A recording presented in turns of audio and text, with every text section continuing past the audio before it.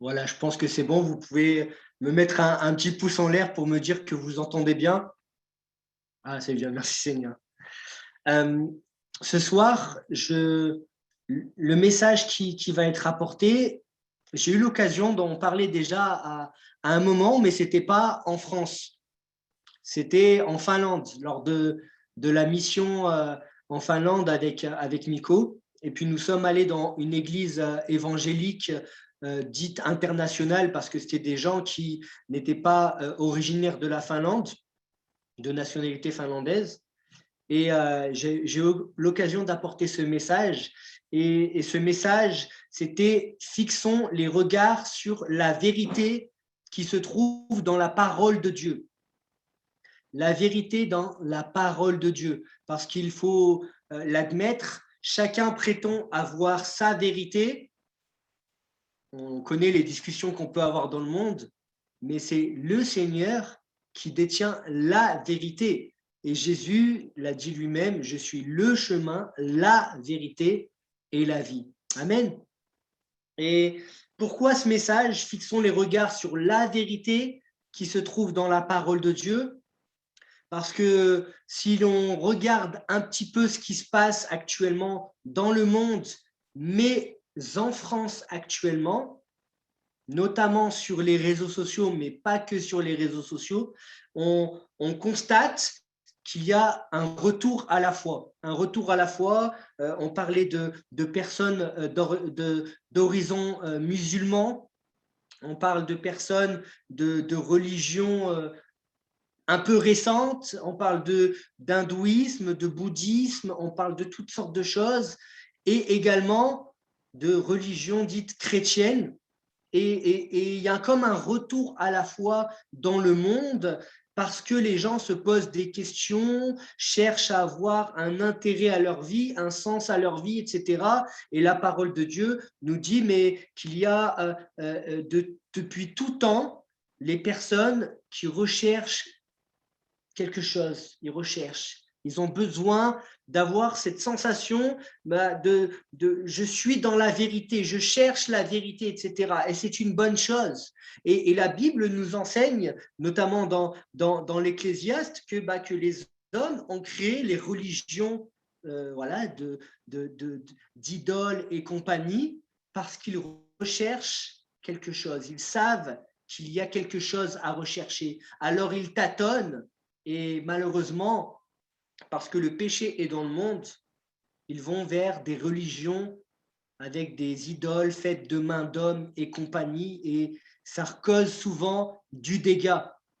Et on constate qu'en France, il y a comme un retour à la foi. Les personnes s'intéressent à la spiritualité, à un éveil des consciences. Ils s'intéressent à est-ce qu'il y a un après, comment faire grandir mon moi intérieur, toutes sortes de choses là. Je ne sais pas si ça fait écho à des choses que vous avez déjà entendues, mais ces gens s'intéressent à ces choses-là. Il y a un retour à la foi et même des personnes qui se tournent vers le christianisme véritable. Et ça, c'est une bonne chose.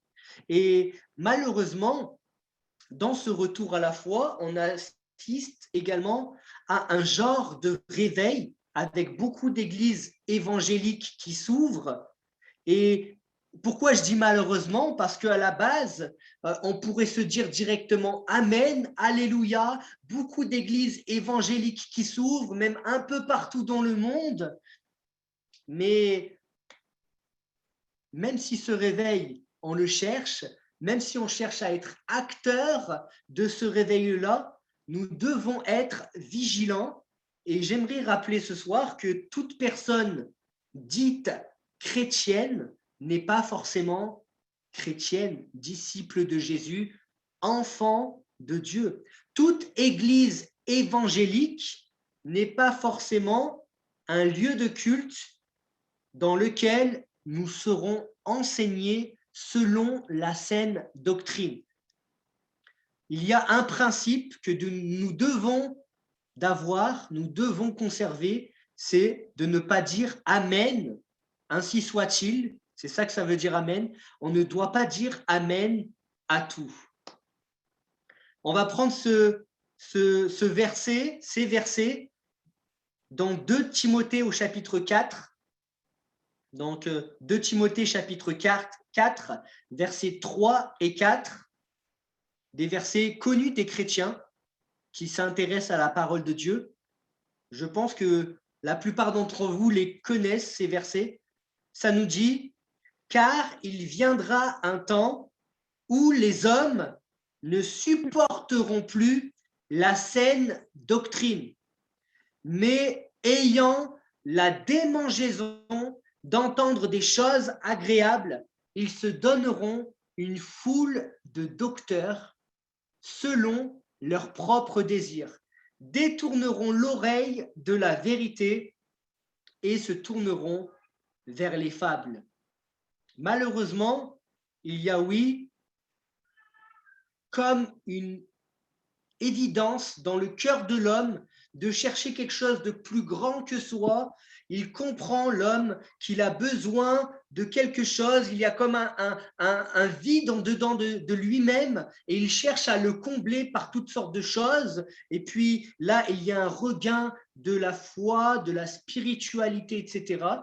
Mais malheureusement, il y a le péché dans le cœur de l'homme et il cherche ce qui lui plaît, ce qui l'attire directement, ce qui lui fait plaisir à entendre. Il cherche, alors qu'il cherche, il cherche mal.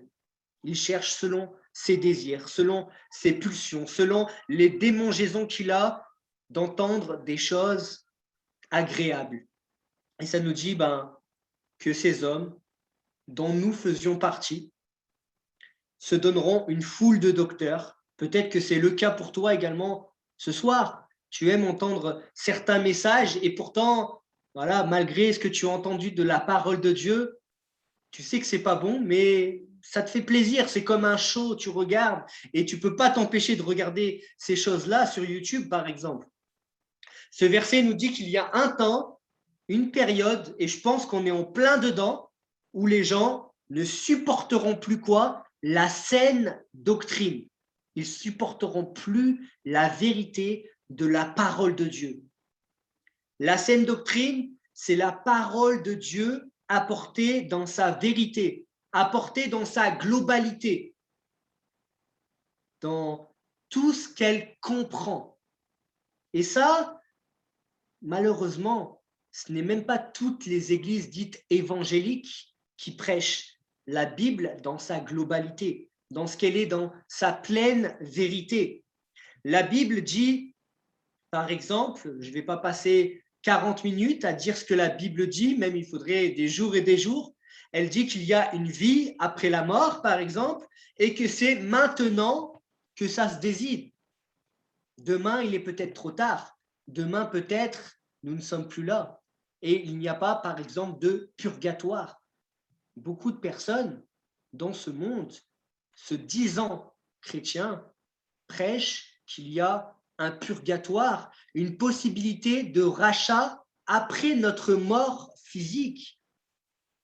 La Bible dit que c'est une hérésie. Ce n'est pas la vérité de l'évangile, c'est maintenant que ça se décide, de mon vivant, pendant que j'en ai encore la possibilité, pendant que j'ai le souffle de vie sur ce bas monde, sur cette terre.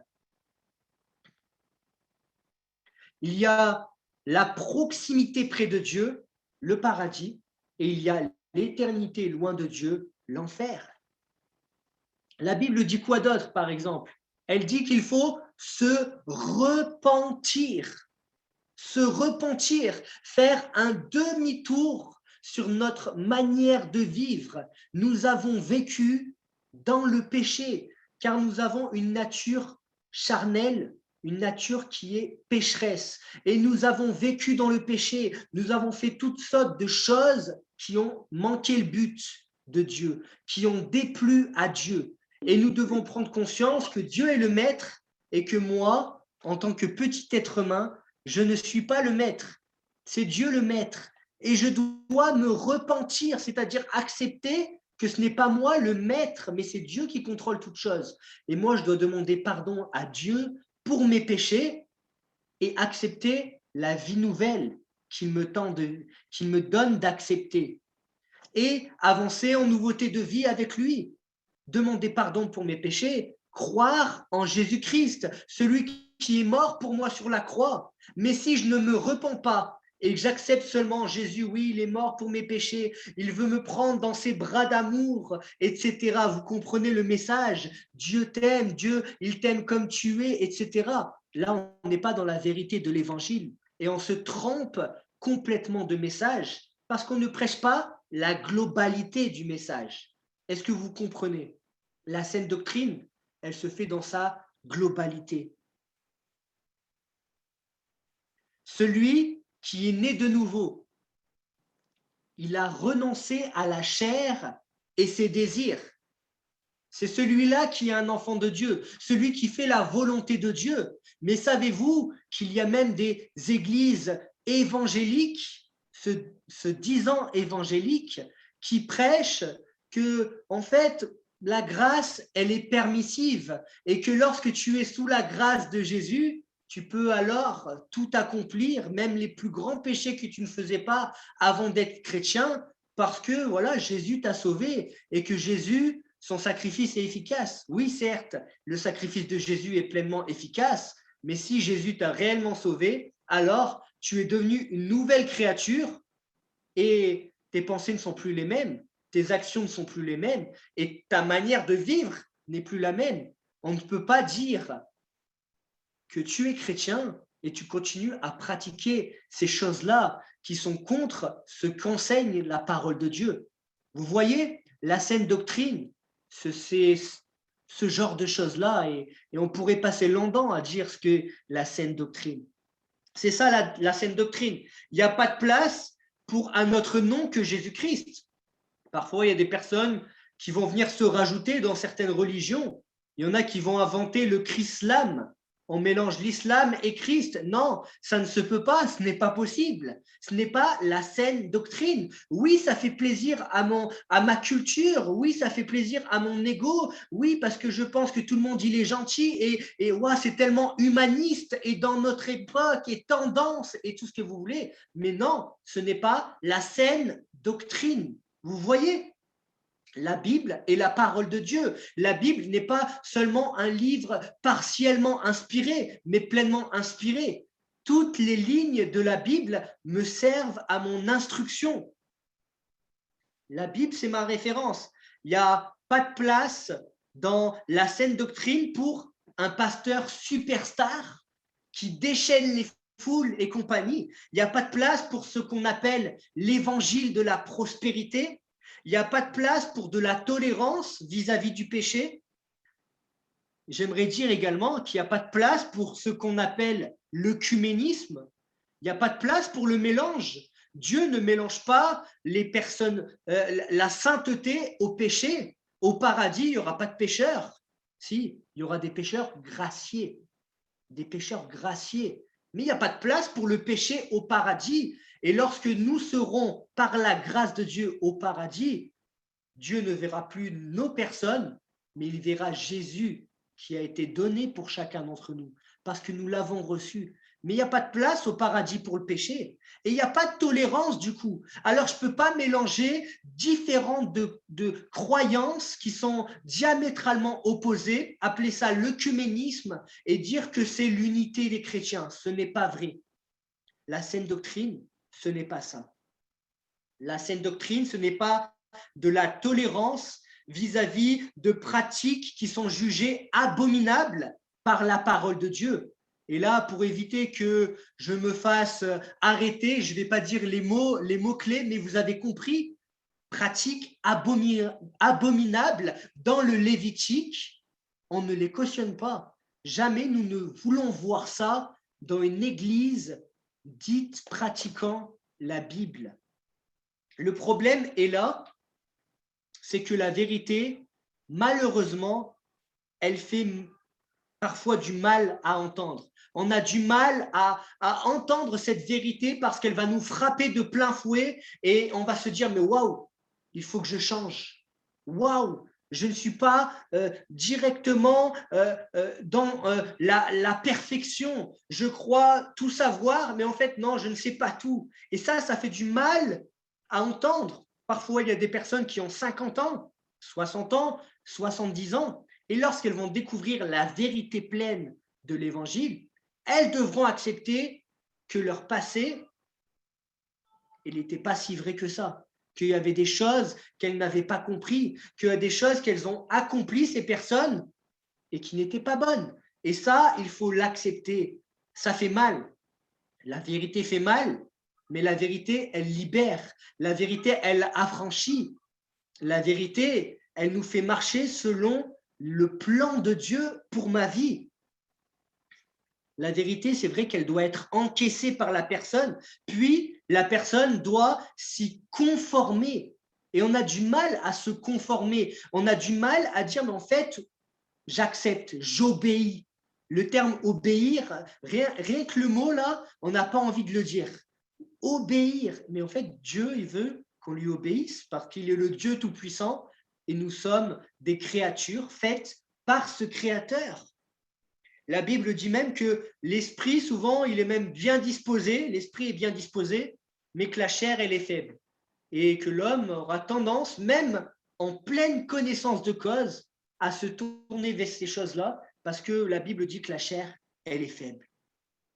La chair n'aime pas ça, se soumettre à la parole de Dieu. C'est difficile. Alors même certains chrétiens dont nous faisons partie, même certains chrétiens et personnes cherchant Dieu vont se rendre auprès d'hommes qui vont leur dire ce qu'ils ont envie d'entendre. Je l'ai dit, hein, par exemple, Dieu t'aime comme tu es. Tu n'es pas obligé de faire cela. Parfois, c'est tu veux du spectaculaire, bah, je vais t'en donner.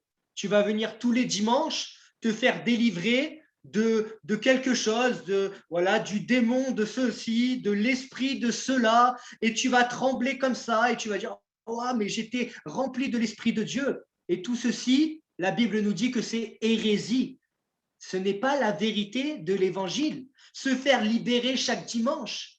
Jésus te libère et tu es libre. Et ça s'arrête là. Parce que quand Dieu il fait quelque chose, il le fait bien. Et tu ne vas pas te faire libérer chaque dimanche de quelques démons ou quelques liens ancestraux, etc. Ça n'existe pas. Ce n'est pas la vérité de l'évangile, ça.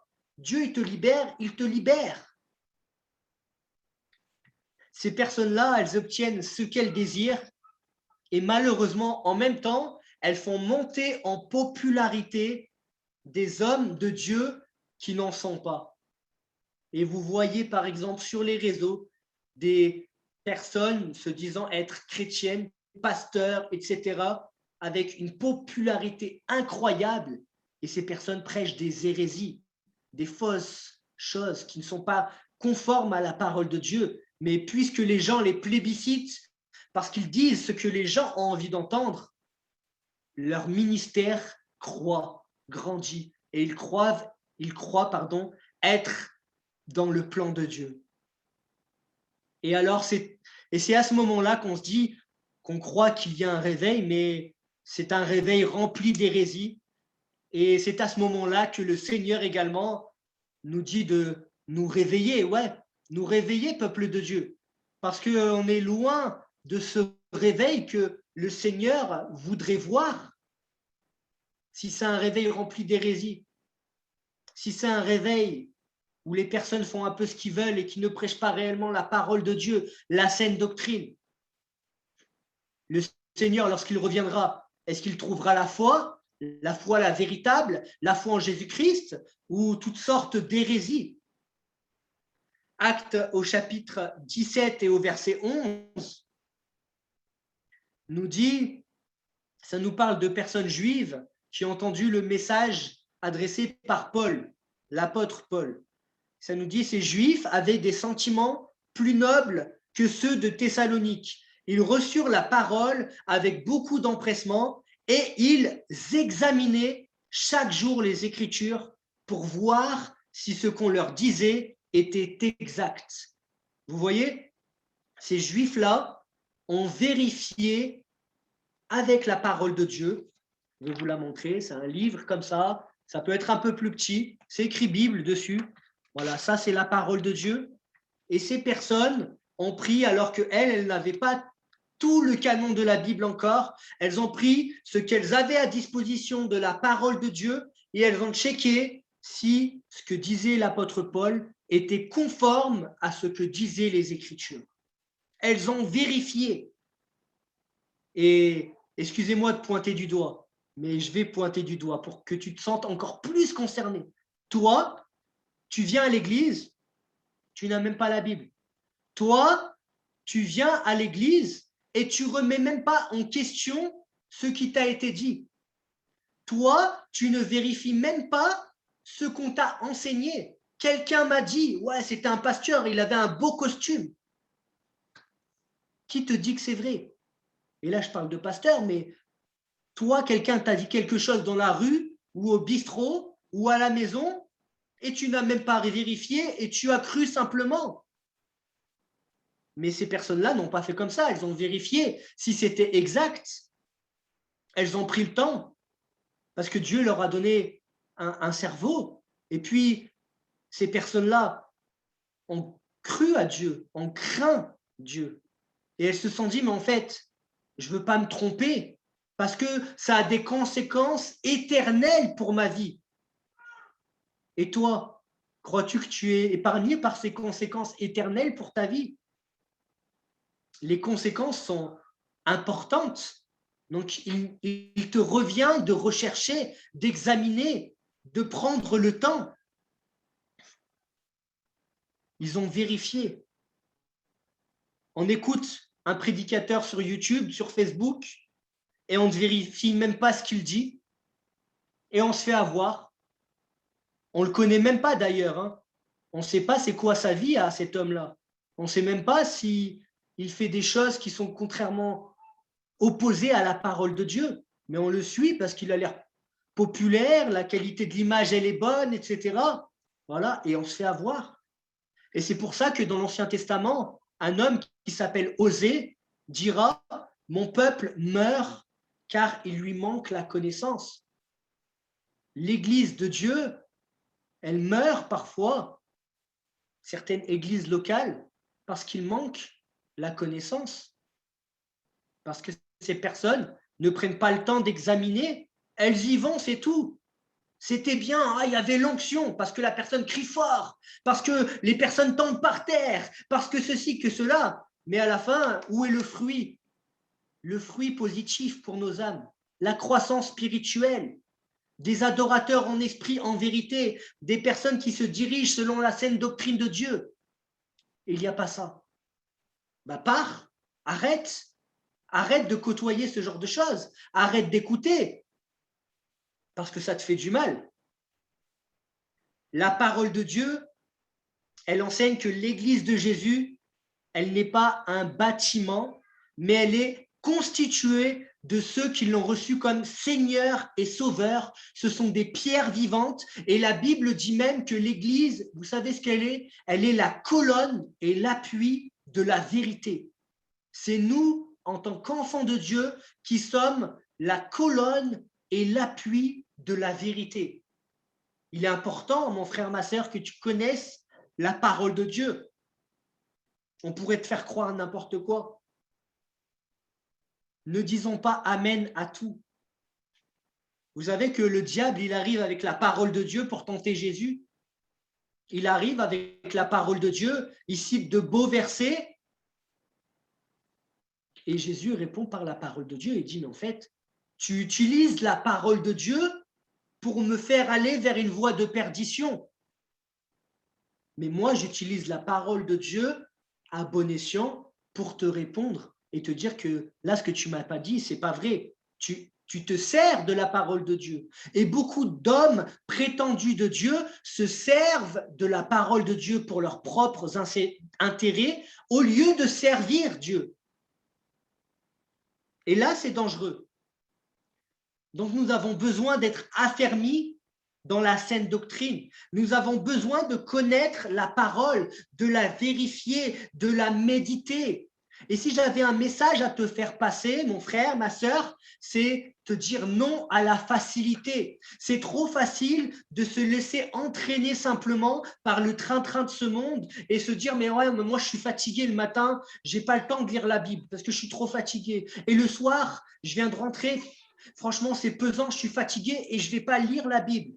Et c'est trop facile de se laisser entraîner comme ça et très vite, on arrive à un âge et puis on aura passé notre vie à ne pas avoir pris le temps de prier, de méditer la parole de Dieu. Et puis des petits jeunes vont arriver de 17, 18 ans par la grâce de Dieu. Eux, ils vont chercher dans la parole de Dieu, ils vont connaître Jésus et tu vas t'apercevoir qu'ils sont jeunes. Waouh, comment ça se fait qu'il connaît autant la parole de Dieu, qu'il lui se fait pas avoir dans les choses que moi je me suis fait avoir.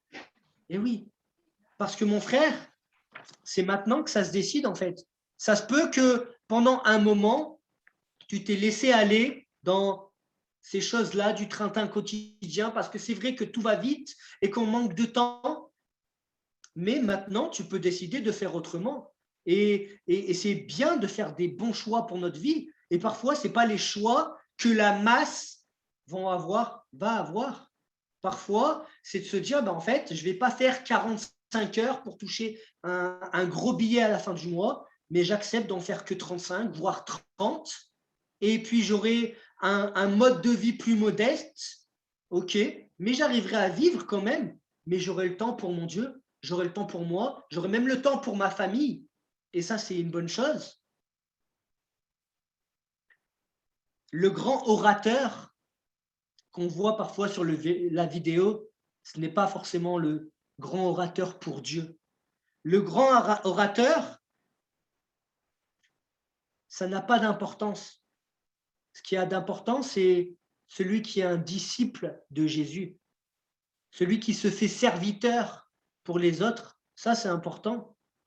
Le grand homme de Dieu, c'est celui qui paie ses brebis, celui qui sait faire serviteur, comme Jésus s'est fait serviteur. Si le maître de l'univers, le roi des rois, est venu dans une étable et qu'il a vécu, excusez-moi, comme presque un SDF, on pourrait dire, comment des hommes prétendus de Dieu pourraient avoir un train de vie démesuré avec des yachts, des jets privés et compagnie? Excusez-moi, ça n'est pas du tout possible. Matthieu 24, verset 11, pour ne pas être trop long, nous dira que plusieurs faux prophètes s'élèveront et ils séduiront beaucoup de gens. Si ce n'est pas un avertissement du Seigneur, ça, je ne vois pas ce qu'est un avertissement du Seigneur. Plusieurs faux prophètes s'élèveront et ils séduiront beaucoup de gens. Le faux prophète donne des paroles douces à l'oreille qui flattent l'ego et c'est tentant d'y aller. Mais parfois, le Seigneur nous dit des choses difficiles à entendre, à encaisser. Mais ces choses-là, c'est celles qui nous feront du bien plus tard, très vite plus tard. Très vite, en fait, on a l'impression que ce sera très tardivement, mais ce n'est pas si tardivement que ça. J'applique et les bienfaits de Dieu sont là. Ma tante, une fois, elle me disait, elle est connectée en plus, ma tante me disait que parfois, il vaut mieux entendre une parole qui ne fait pas plaisir à entendre, mais qui nous permet de nous remettre en question, grandir. Et elle me disait, mais ce n'est pas les gens qui disent que du bien, ce que tu as envie d'entendre, qui sont tes véritables amis, qui sont les gens que tu dois suivre, mais une personne qui parfois, elle te reprend même sévèrement, si elle te le dit avec ce motif de l'amour parce qu'elle t'aime, mais en fait, c'est qu'elle te veut du bien. Et cette parole qui parfois semble être dure et au premier abord mauvaise parce que ça ne fait pas plaisir, au final, c'est cette chose-là qui va me faire avancer. Et je dirais même merci peut-être plus tard à cette personne-là. En tout cas, la parole de Dieu fait cet effet-là. Parfois, ça ne fait pas plaisir sur le coup, mais on en sort grandi. Et le Seigneur nous montre qu'il a été là pour nous, en fait, et on a accompli cette chose par sa grâce, et puis on grandit, et puis on est heureux dans les choses de Dieu. Je finis avec ce verset pour pas être trop long, parce que on est sur Zoom et que c'est compliqué. On se livre, on le connaît, de Josué, au chapitre 1, versets 8 à 9. on parle de la Bible, que ce livre de la loi ne s'éloigne point de ta bouche, médite-le jour et nuit pour agir fidèlement selon tout ce qui est écrit, car c'est alors que tu auras du succès dans tes entreprises, c'est alors que tu réussiras. Ne t'ai-je pas donné cet ordre? Fortifie-toi et prends courage. Ne t'effraie point et ne t'épouvante point, car l'Éternel ton Dieu est avec toi dans tout ce que tu entreprendras.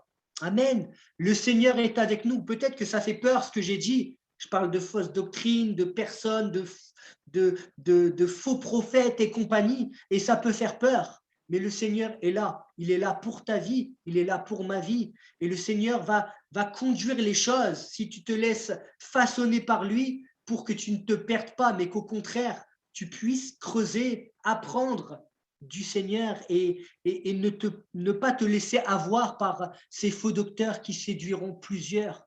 Que son nom soit béni. Ne t'effraie point, ne t'épouvante point, car l'Éternel ton Dieu est avec toi dans tout ce que tu entreprendras.